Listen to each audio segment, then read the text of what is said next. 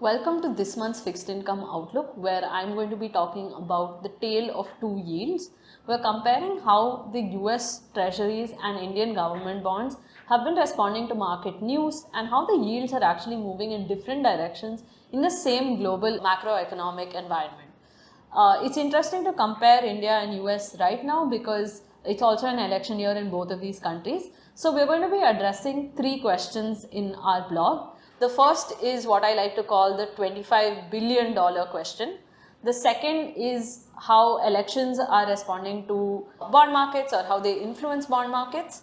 And the third point that we're going to be talking about, the impact of sovereign ratings. So coming to the $25 billion question, India's sovereign government bonds are finally getting included in JP Morgan's index this month, which means that we could expect about $25 to $35 billion in terms of foreign flows into government securities. This is a great move primarily because it means there's more demand and appetite for Indian government debt, and that could reduce the cost of borrowing for the government and create all sorts of positive roll-on effects.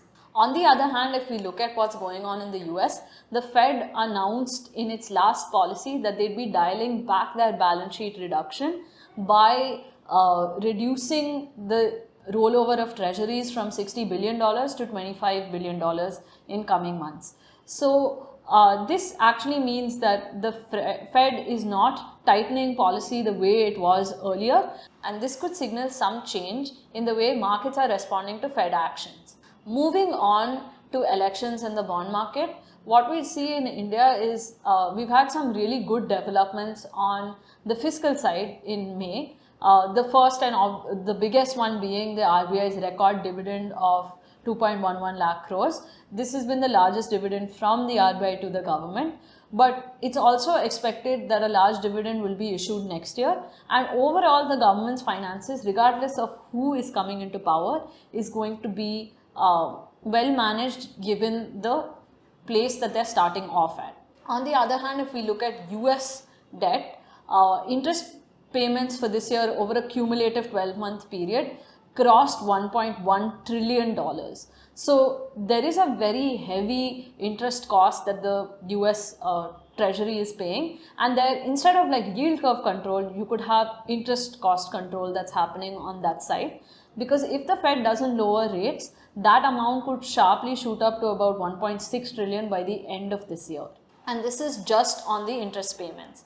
So clearly what we do hear from the Fed is that the political angle is not going to influence the way their policy making works, but there is a need to look at what the interest costs are and how the Fed is going to manage the US Treasuries, and there are many things and moving parts in this equation. And lastly, coming to the third segment of sovereign ratings, towards the end of May, S&P Global raised India's outlook from stable to positive, and they expect that if certain positive measures continue, in 2 years' time, India's credit rating could improve from BBB minus to something else. So that's an interesting development on the India side.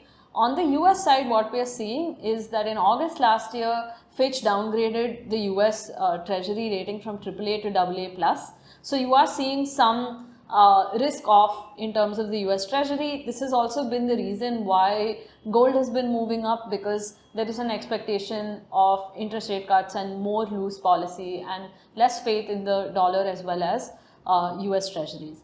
So what did you think of our outlook? Do let us know in the comments below.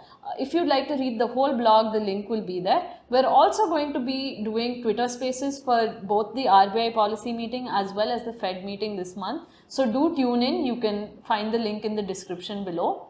If you'd like to stay up to date on all things fixed income, join our WhatsApp community, and we'll see you around next month.